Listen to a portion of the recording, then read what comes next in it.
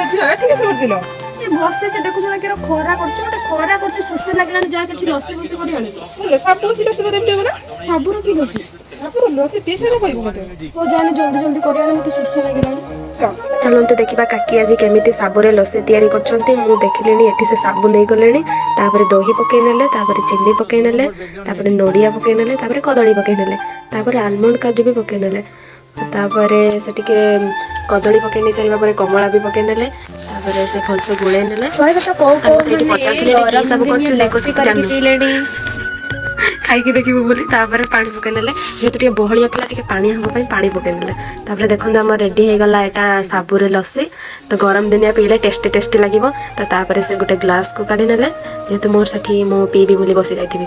ଗ୍ଲାସକୁ କାଢ଼ି ନେଲେ ତାପରେ ଟିକେ ନଡ଼ିଆ ପକେଇ ନେଲେ ତାପରେ ଆଲମଣ୍ଡ କାଜୁ ସବୁ ଉପରେ ପକେଇ ନେଲେ ଟିକେ ଡେକୋରେସନ୍ ନ କଲେ ଭଲ ଲାଗିବନି କଦଳୀ ପକେଇ ନେଲେ ତାପରେ ଦେଖିବା କମଳା ବୋଧେ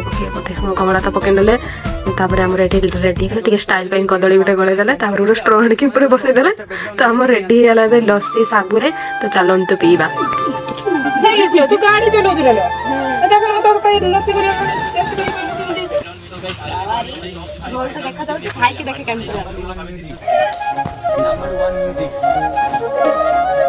टेस्टी काकी तुमको बहुत बहुत थैंक यू ମୋ ପାଇଁ ଏତେ ସୁନ୍ଦର ଲସି କରିଥିବାରୁ